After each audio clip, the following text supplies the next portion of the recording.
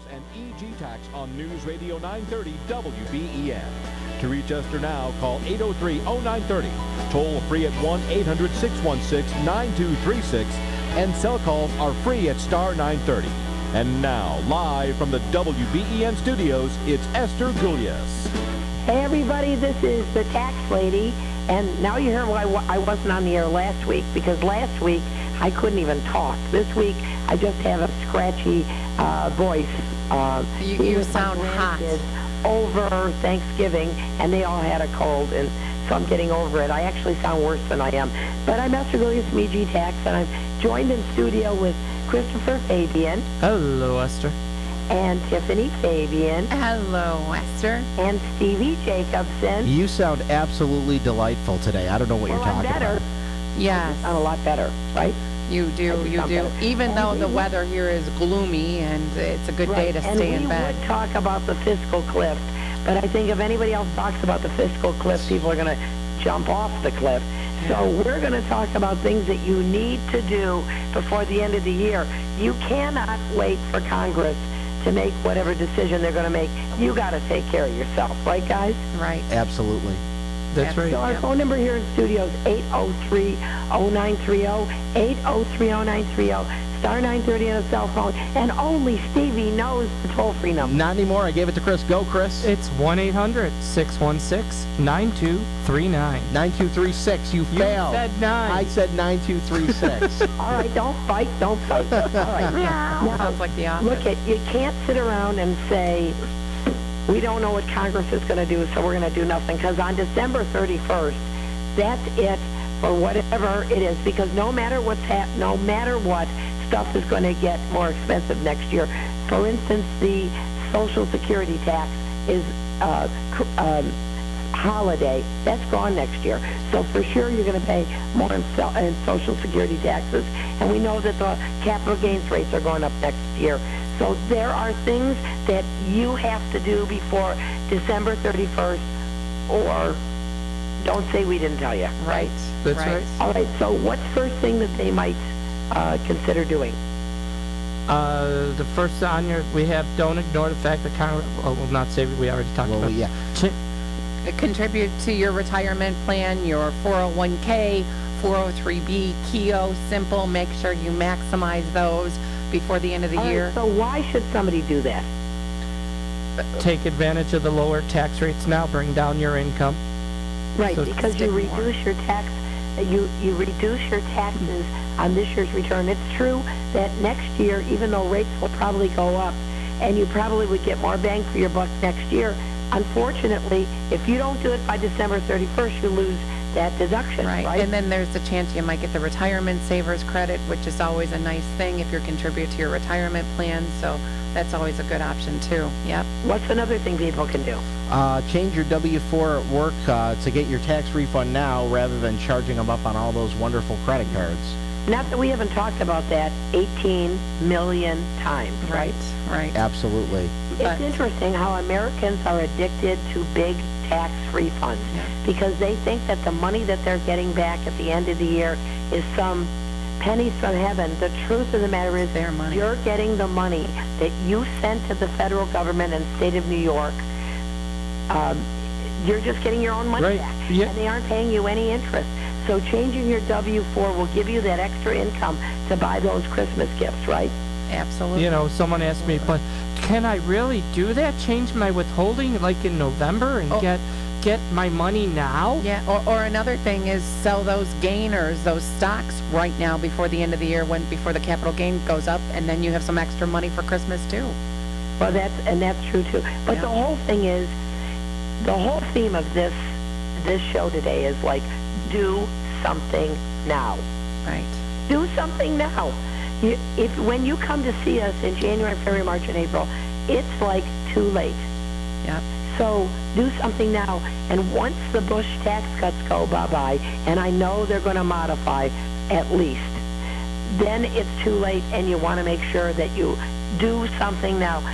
You know, and the least you can do is give us a call during the week, just like the commercial said.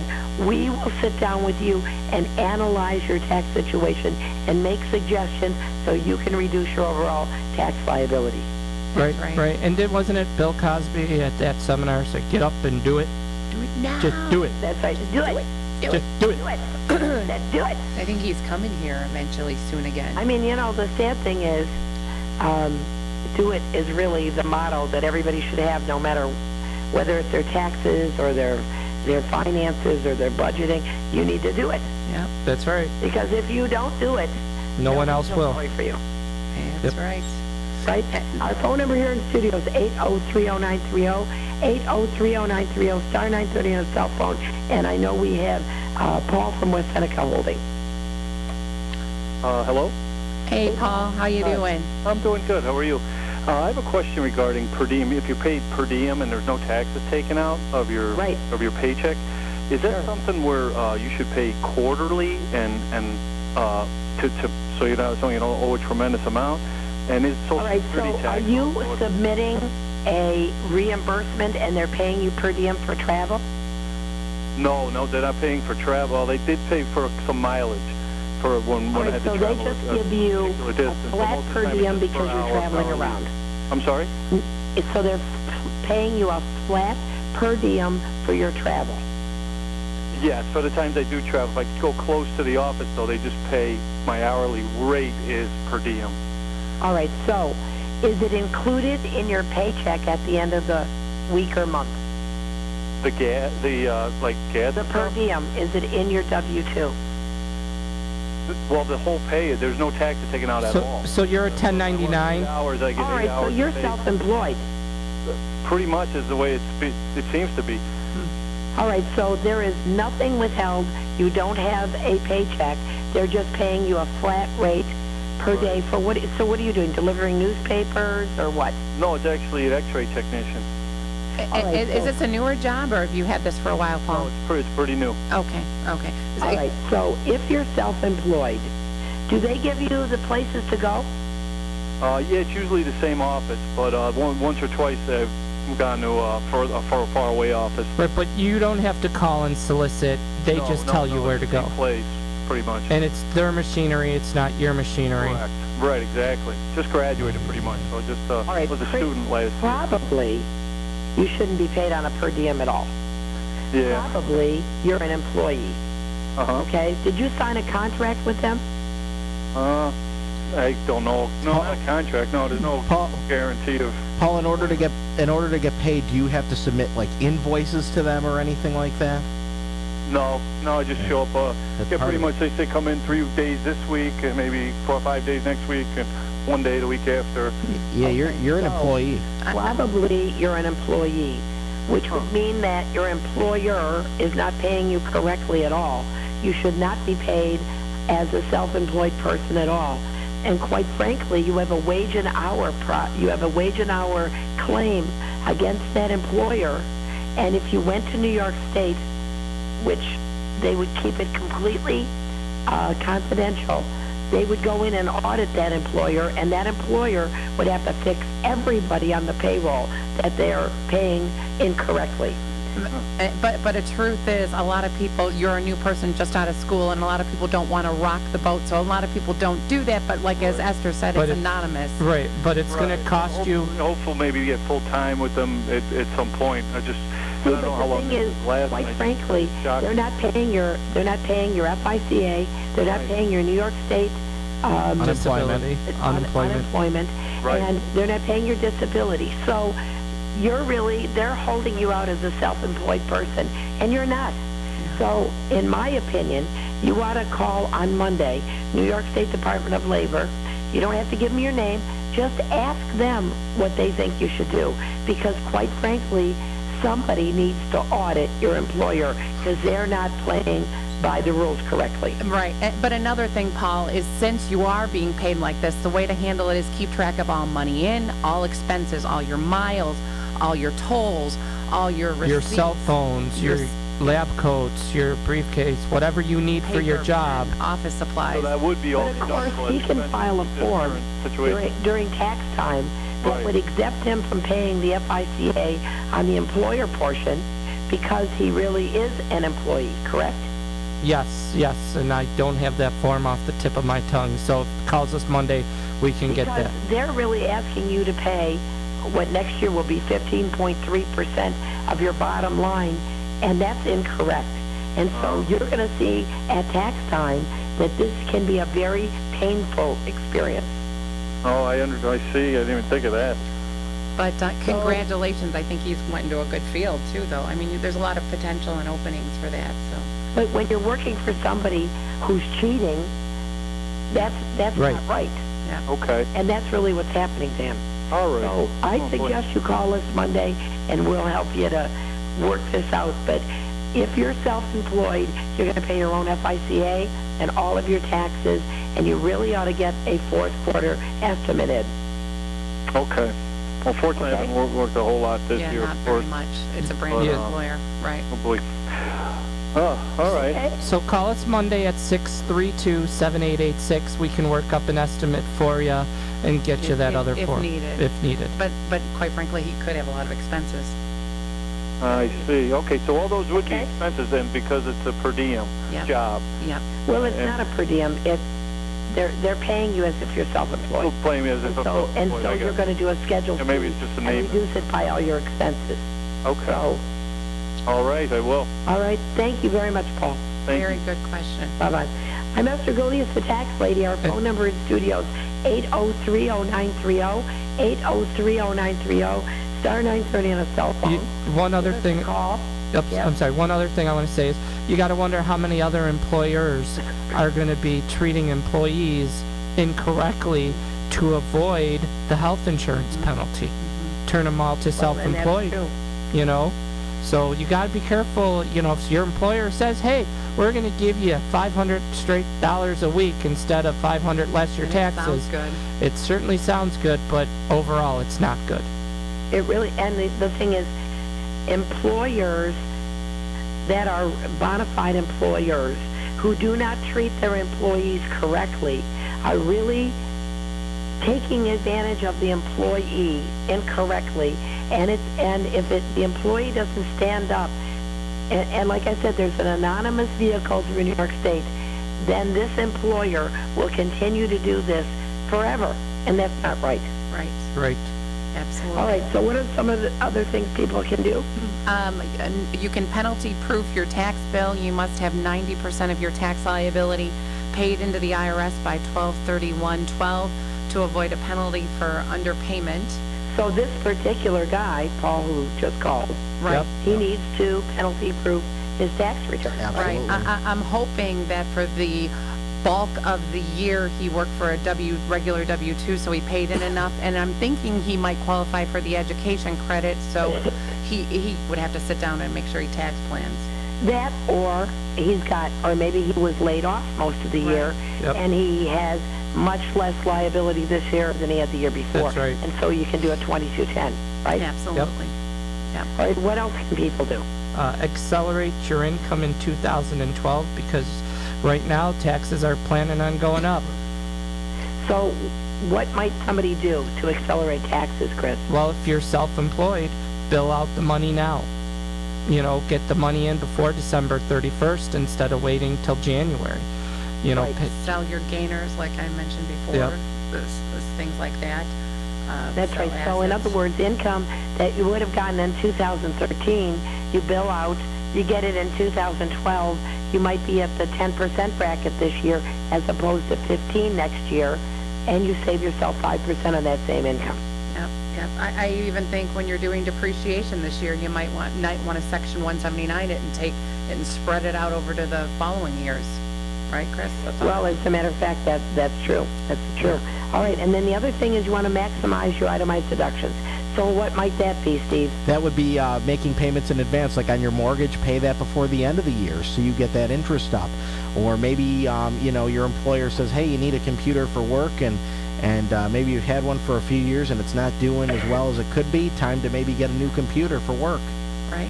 And if you have medical, Yeah. pay up the medical. If you don't have enough money to pay up the medical, put it on a charge card, Yep. right? Like kids who are getting braces, if you have a payment plan, maybe pay it all off this year or put it on a credit card and maximize the That's medical. exactly right. And then another thing you might do is, and I think it's really important, and I think, Tip, you talked about this, review your portfolio. Right.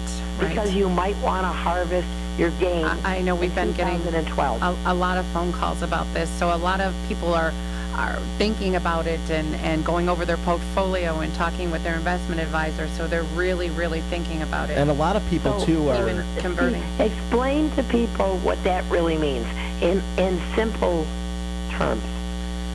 Well, what we're talking about is the fact that they're talking about raising the capital gain rates for everybody. So rather than having it where the max capital gain rates was 15%, or if you were in the 15% bracket or lower, it's 0% on the federal government, they would now go up to 25% on capital gain rates.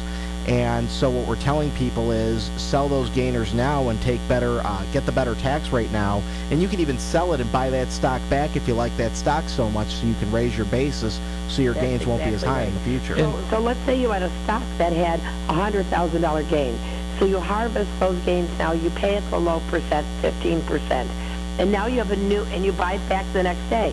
Yep. And I know a lot of people are confused that you can't buy a loser back until 31 days, right? Mm-hmm. But a gainer you can buy back the next day, which would give you the higher basis, so that as you go into the future, you've already harvested those gains and you're not going to pay at the higher rate. Right, exactly. Right, and not to mention the 3.4% Medicare tax, depending on your income, on those capital gains also. Right. That's right. Another thing. Okay, let's go back to the phones and let's talk to Jerry on a cell phone. Hey, Jerry. Hey, Jerry. Yeah, I was thinking about putting $6,000 in an IRA. Is that a good idea before the end of the year? Well, you don't necessarily.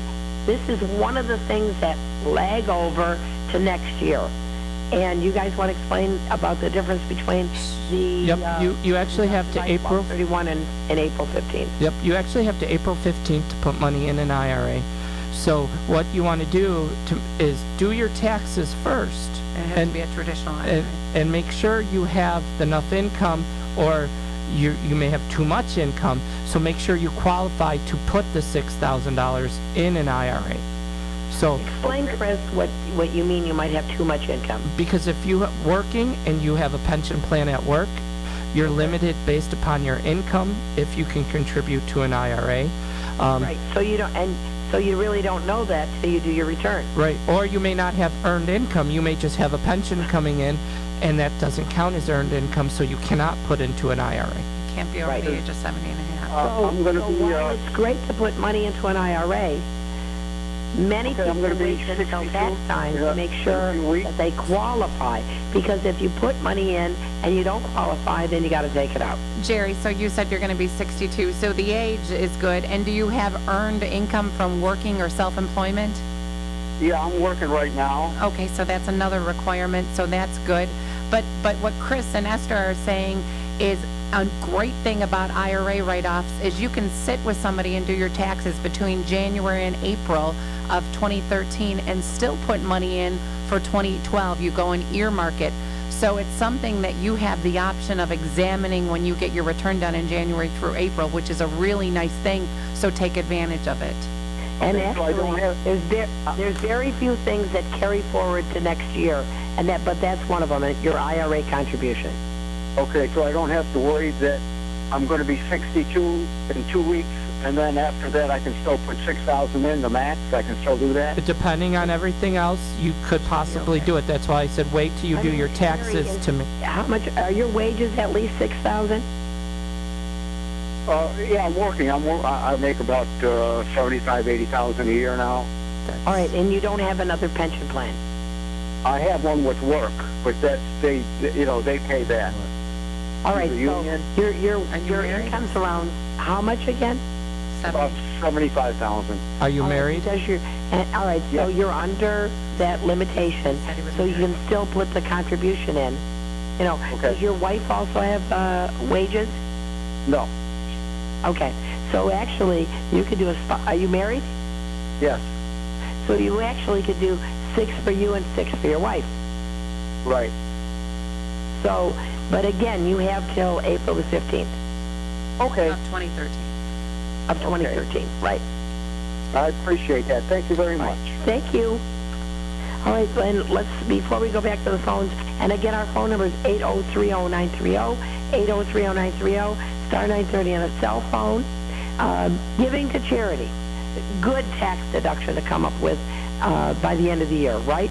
Absolutely. Yep, and it leads to the fact of maxing up your Schedule A. Yeah, instead of doing spring cleaning, maybe you do a little bit of winter cleaning and start donating some of those old clothes you don't need anymore or something like that. Because, you know, Santa Claus is... What do you have to do, Steve? You have to keep very strict documentation. And I'm really strict about that kind of stuff. I mean, technically, the code says all you need is a receipt, but in an audit situation, it's best to have a receipt with a list, and I have them when I donate my clothes. I have a list of everything I donate, and then I not only have them sign the receipt, but I have them sign the list too that day, and that way you're covered. Right. And you've been in an audit situation, it's what the individual auditor feels, and that's why there's appeals. Because absolutely, because the auditor says they don't like it doesn't mean that you wouldn't win on appeal. And then the other thing is, think of gifting, because the estate exclusion right now is $5 million. If nothing happens by December 31st, it's going to go back down to $1 million, and so you might want to think about gifting part of your estate away. Correct? Absolutely. Yep. And the estate and the gift tax exclusion next year goes from $13,000 to $14,000. That's something else for people to know. Absolutely. Yep. And so then the other thing we want to talk about, getting caught up. If you're sitting out there and you haven't filed your taxes and you know who you are, we will help you get caught up. Yep, definitely. There's no better feeling than getting caught up, and it really isn't as difficult as people think it is, and we make it really easy, I think, you know. So we do. And if you owe money, there's something called an offer in compromise where we can actually help you to get rid of the liability. Yep. Well, let's go back to the phones and talk to Steve in Lancaster. Hey, Steve. Yes, in regard to IRA contributions, you had mentioned you may not be eligible if you have a pension coming in. If your spouse is still working, is there not a spousal something or other that allows even a retiree then to contribute into his own IRA if his spouse is still working? As long as you're under... Yeah, go on, Chris, you can explain. Yep. As long as you're under 70 and a half, you can still put in an IRA as long as your wife is working. It's the non-spousal IRA contribution, but you still have to look to see if she has a, well, it doesn't matter because you don't have a pension plan, so then the income would cut off about $140,000 to $160,000 for married filing joint. So Steve, but you are right. But if one of you have a qualified plan, then it gets very muddy, because that would mean it could preclude the wage earner who has a qualified plan from contributing to a traditional IRA, but the spousal IRA may still be deductible. So there's these income threshold phase-outs that you have to take into consideration. So I am collecting a pension currently. That was my question. I guess maybe That has nothing to do with it. It's if you're in a qualified pension plan at work where you're working. And are you getting wages? You said you're collecting a pension, but are you also working, Steve, or your wife working? My wife is working, and I'm collecting a pension at this time, and I am not working. No, that's why I was wondering whether or not I could still contribute under you the can get a spousal IRA, and if your income is low enough, she can also contribute to an IRA. Very good. Thank you very much. You're very welcome. And let's go back to the phones and talk to Tim in Cheektowaga. Hey, Tim. Hi, I'm here. My question is, I have a payroll savings plan where I had some money taken out, and it's street tax. Now, I can get that money now because I'm over 62 or over 59 and a half. I'm in my 60s, and I'm not retired. I'll be 65 in May. My question is, would I be better off getting that money now? It's like $50,000, or would it be better just to let it sit and wait? Did you say you were 55 in May or 65? No, he said he's over the age of 59. 65, okay. It was the phone that was sounding really weird. All right, so what you're saying is, with the higher tax rates looming, should you take the money out now or later, right? Is that what really you're saying? Yes. Okay. Because of, I mean, that's a really good question. But the whole thing is, at $50,000, and you looking at retirement, what do you think your retirement income is going to be? not counting Social Security. Oh, maybe $1,500 a month? A month or a year? Month. And that's beyond Social Security. All right. That's So right. you're looking at 18,000. So you're going to be a very low tax bracket anyway. I got that reversed. The Social Security will probably be 1,000. Okay. Or the retirement will probably be 1,000. You're going to be in a very low tax bracket once you retire. So Right. in your situation, even though tax rates are going up, in your particular situation, your tax rate will go down because the income you're going to make is less.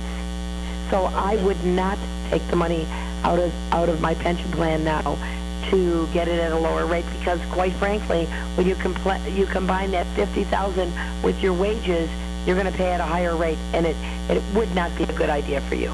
I'll pay at a higher rate now than I would if I let it go. Right. So don't do it now. Because I'll be in a lower Yep.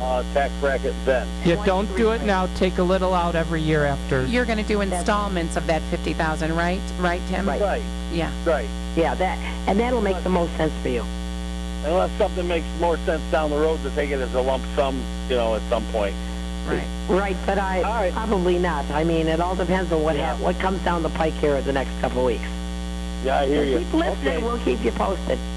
All right. Thank you very much. You Thank take you, care. sir. Thanks, Tim. All right, last couple of things. Pay up deductible business expenses and rental expenses before the end of the year. Review your taxes. Don't wait till December 31st. EG Tax is available for you, no charge. And if you're in the middle of a divorce, get her done before December 31st, okay? Because you want to make sure that you're divorced by year end. It's much cleaner at tax time. Anyway, that was a great show. I thank Tiffany Fabian, Christopher Fabian, Steve Jacobson. And until next week, I'm Esther Gullius, the tax lady. Hopefully my voice will be back from EG Tax. If you need us during the week, egtax.com, 632-7886. Until next week, I'm Esther Gullius. I'll talk to you then. Bye-bye. You've been listening to Ask the Tax Lady with Esther Gullius and EG Tax. To reach Esther at her office, call